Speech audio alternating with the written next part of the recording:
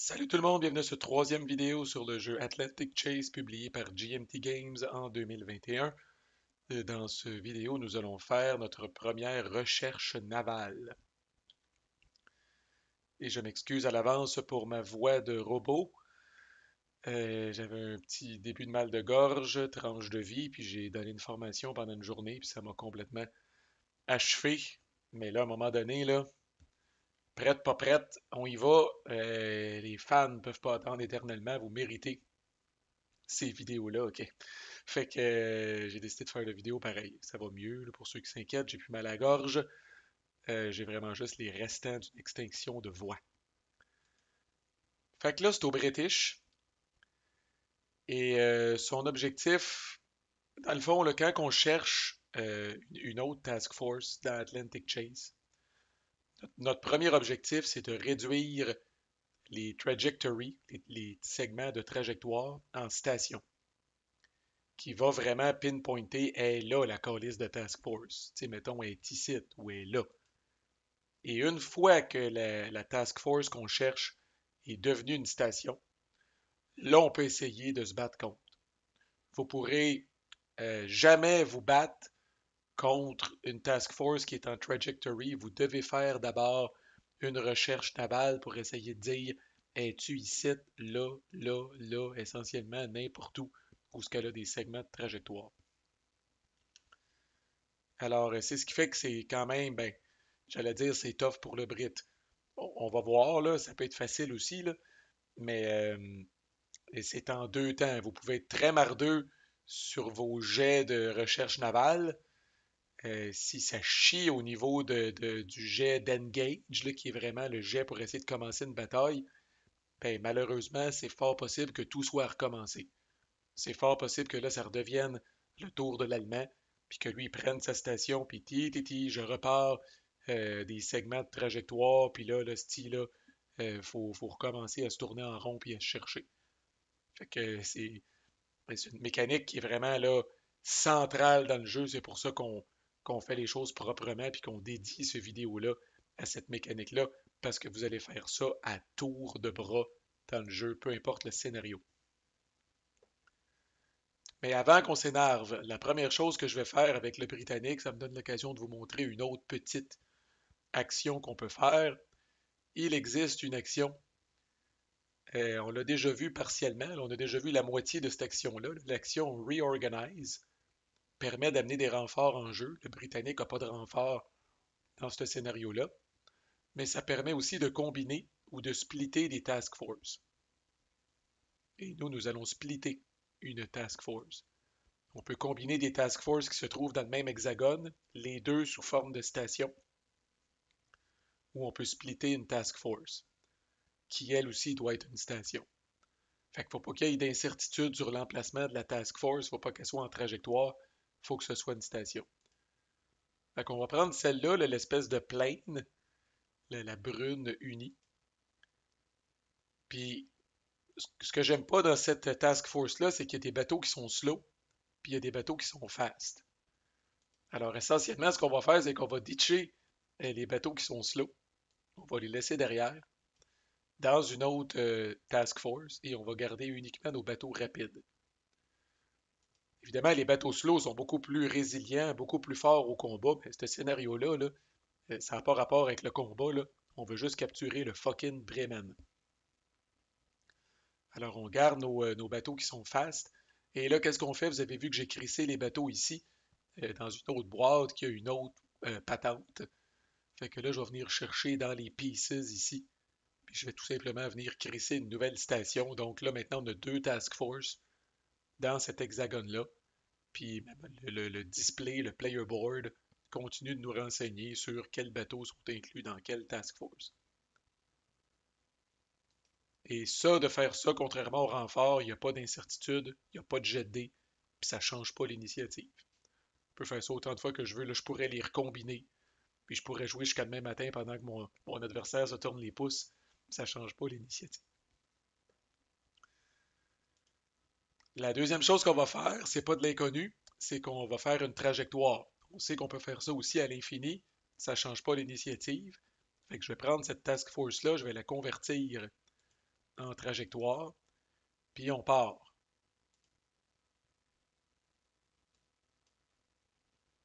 Comme ça, là, je peux utiliser le raccourci clavier, esti. On n'arrête pas le progrès. Oups, calice.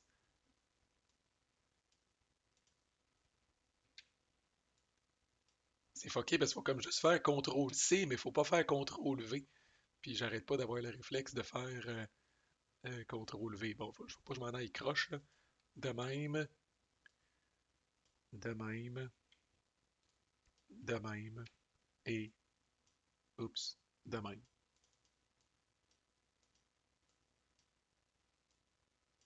Voilà. Fait qu'on s'est envenu ici et je fais essentiellement la même affaire avec ça. Remplacer avec une trajectory.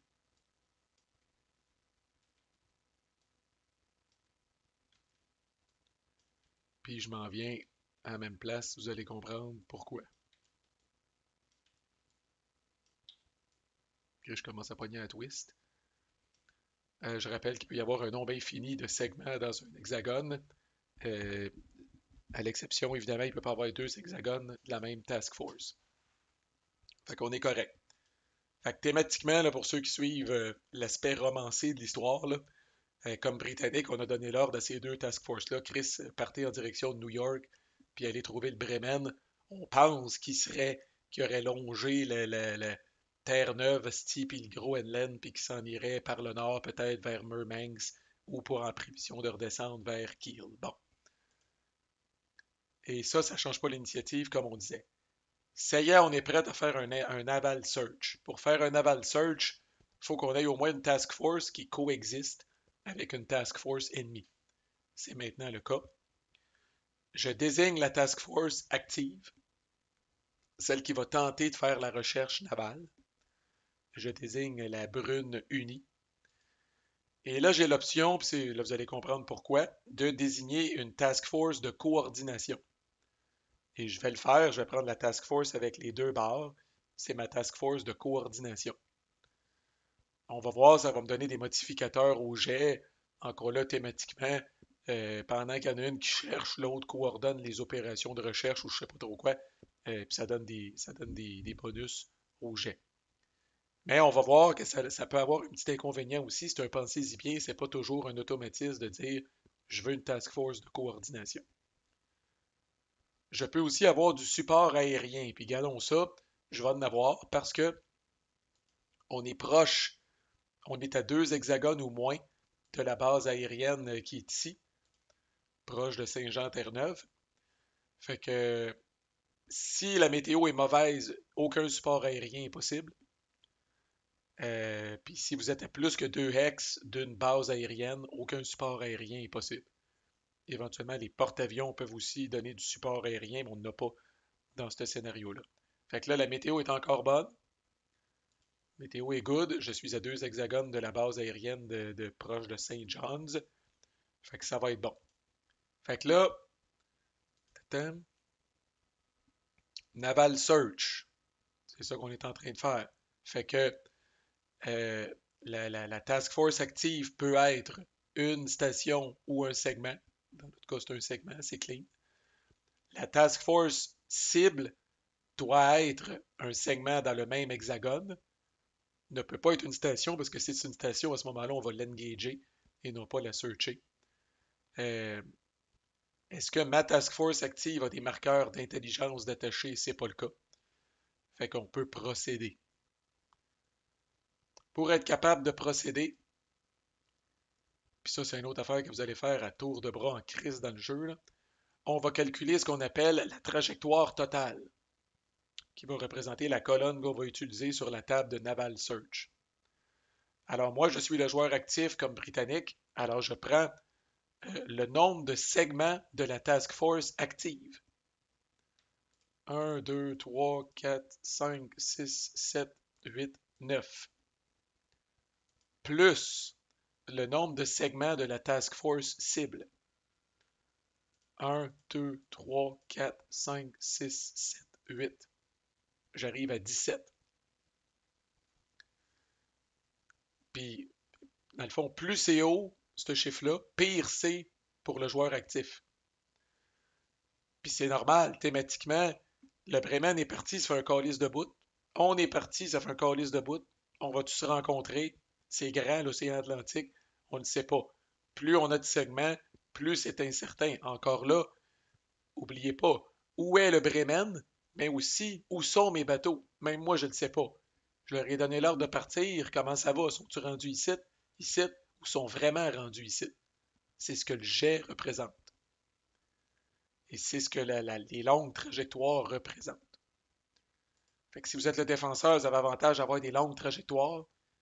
Si vous êtes attaquant ou un joueur actif, vous avez avantage d'avoir des courtes trajectoires.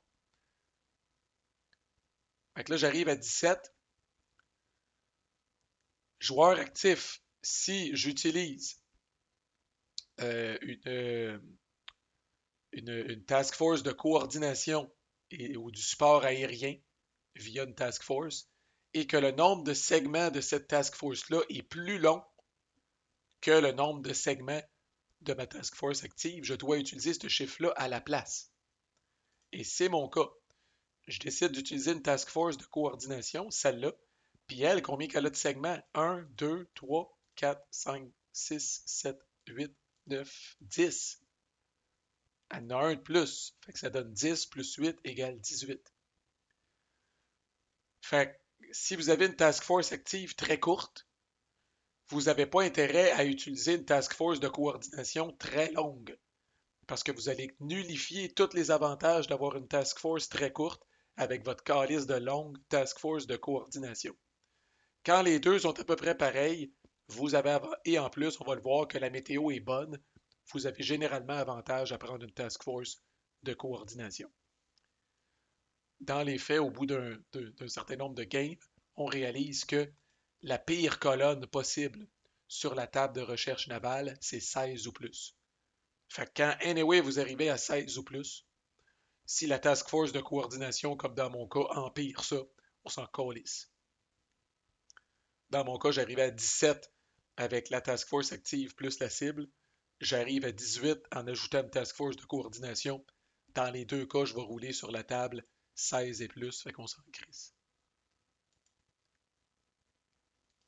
Dans notre cas, le défenseur ne va pas utiliser de task force de coordination ni de air support. On aura peut-être l'occasion de le voir, mais s'il l'avait fait, lui, évidemment, ça va à son avantage. Un petit peu, il peut déduire ces segments-là. Mais dans notre cas, on a une task force active. On a calculé son nombre de segments. Dans le fond, une fois qu'on a de l'expérience aussi, ça ne sert à rien de faire ce calcul-là. On check d'abord, est-ce que j'ai une task force de coordination ou une task force qui me procure du support aérien qui est plus longue que la task force active? Si oui, je vais utiliser ce chiffre-là, plus le nombre de segments de la task force cible. Fait que ça a l'air d'être mal parti, parce que j'étais à 16 plus, qui est la pire colonne. Mais là, la colonne n'est pas tout. Là, il y a les fameux DRM, les modificateurs au jet. Et ça, je suis un peu plus en meilleure posture. Fait que les modificateurs au jet sont ici. Alors, l'air support, d'abord, si je le répète, en cas de mauvais temps, il n'y a pas d'air support qui est permis. Si on est dans la météo est bonne, le air support est ici. Alors, tout dépend de la proximité à l'hexagone. Fait que si on est dans l'hexagone, si on était à Saint-Jean-Terre-Neuve, j'aurais plus 3. Adjacent, j'aurais plus 2. À 2 hex de distance, j'ai plus 1. Fait que là, je suis à 2 hex de distance, j'ai plus 1. Marqueur de contact, ça ne nous touche pas pour l'instant. Marqueur de manœuvre d'évasion, ça ne nous touche pas pour l'instant. Là, on en arrive à la coordination. Alors, coordination pour le joueur actif, lorsque la météo est bonne, c'est plus 2. Essentiellement, pour le joueur actif, plus vous roulez haut, mieux c'est. Fait que des modificateurs positifs, vous en voulez. Des modificateurs négatifs, vous en voulez pas.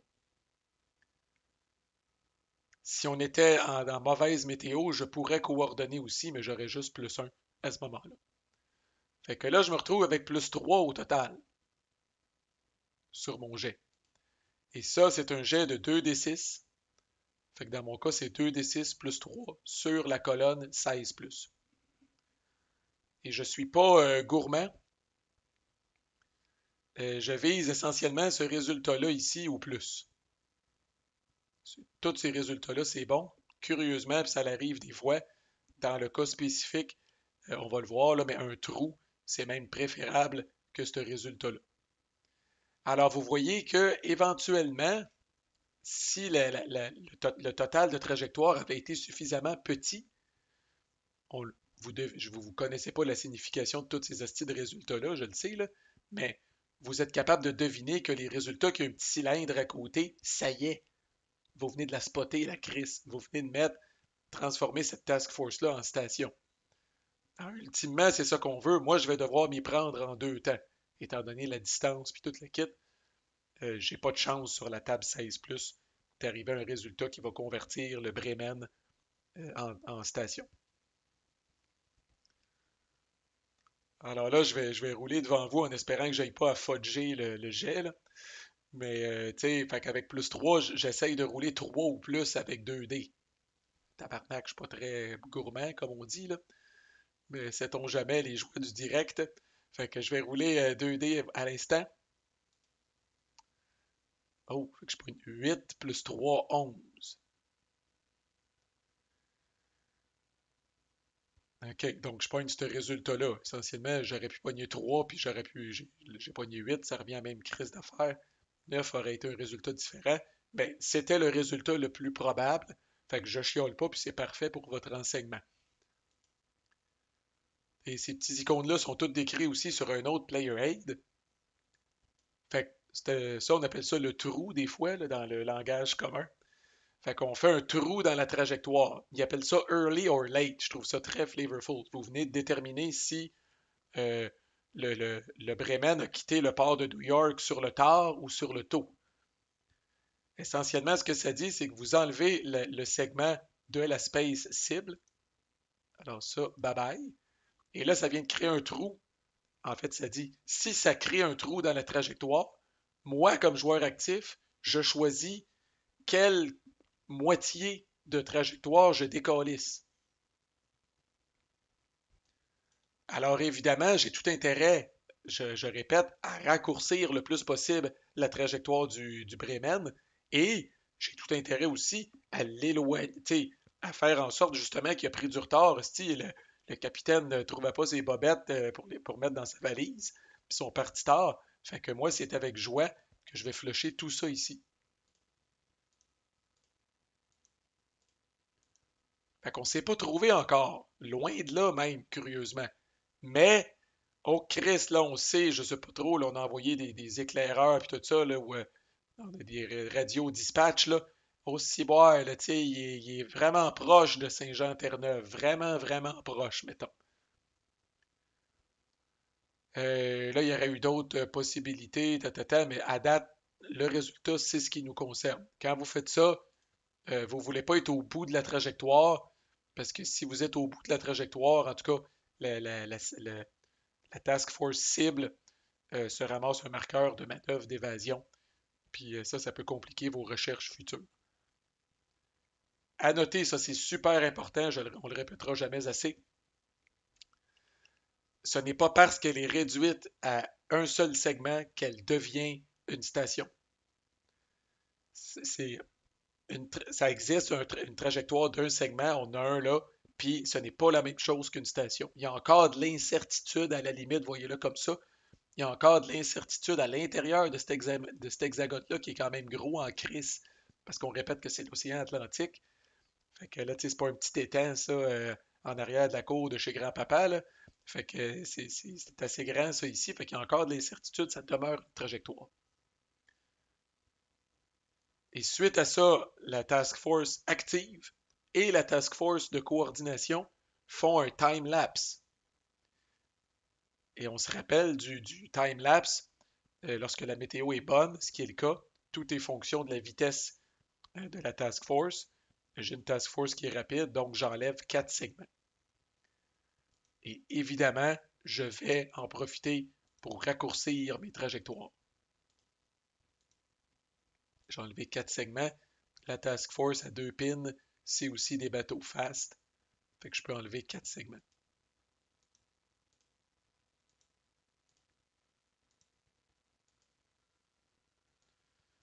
Fait que vous voyez ça venir en calice, là, on est plus court. Il est plus court. Puis si jamais je garde l'initiative, parce que c'est la dernière chose qui nous reste à faire, parce qu'il y a une possibilité que ça switch à l'allemand, et calice qu'on risque de le pincer. Fait que quand je vous disais, c'est pas un scénario à jouer en tournoi pour de l'argent, là, ce petit scénario-là. Là. Ça peut se finir quasiment mes deux prochains rôles, ça peut se finir. OK? C'est vraiment pour s'habituer avec les mécaniques. Puis on peut pas blâmer ni un joueur ni l'autre là, pour une situation comme ça. Là. À un moment donné, c'est la loc. Fait qu'au terme d'un naval search, qui est ici, à droite, c'est écrit SI. IC, c'est l'initiative change automatique. SI, c'est que le joueur euh, qui n'est pas le joueur actif a une opportunité de saisir l'initiative. Seize Initiative. Puis pour faire ça, si tu écris quelque part, c'est peut-être pas, là. Ah ouais. Fait que Seize Initiative, quand je vous disais c'est 2D, il faut qu'il pogne 9 ou plus. Fait que tu sais, on peut pas dire aux joueurs allemands, mais force-toi, Chris, c'est important. C'est de la luck, à un moment donné. S'il réussit pas à saisir l'initiative, là, c'est aux joueurs britanniques, puis ils colissent. Le prochain Naval Search, ce sera pas drôle, là. Fait que notre ami le joueur allemand lance ses 2D, espère de pogner 9 ou plus. Là, le double 1, Chris, qu'on avait peur de pogner tantôt. Alors, ça chie en Chris, mais notre ami Jerry White a une mécanique pour les joueurs malchanceux comme ça, étant donné qu'il a échoué à saisir l'initiative. Il peut augmenter un petit marqueur ici, qui appelle le tally, qui vient compter le nombre de fois consécutives qu'il a failé, qu'il a échoué. Et ça, vous aurez deviné, à sa prochaine tentative, il a le droit d'ajouter plus un. Fait qu'à un moment donné, vous avez beau être bad lucker, à force de failer, vous allez finir par réussir. Mais là, l'Allemand est nerveux en tabarnak parce que il a failé pour l'instant, c'est encore aux Britanniques, puis on se prépare vers un autre naval search. Puis si cela fonctionne, là, on est à un jet d'engage de finir le scénario. Fait que c'est pas long. Je vous l'ai dit au début, bouquez pas un après-midi pour jouer ce scénario-là, c'est pour euh, vous mouiller les pieds, comme on dit en anglais, puis pour vous pratiquer avec les mécaniques. Fait que, prochaine vidéo, on va refaire un autre Naval Search, ça va aller un petit peu plus vite parce que là, on comprend les mécaniques. Puis si on réussit à convertir le Bremen en station, je vais vous montrer la mécanique d'Engage, qui est une autre table avec d'autres patentes puis d'autres gogos, là. Mais ça se pourrait que ça se finisse là. L'avenir nous le dira. Manquez pas le prochain scénario. À plus.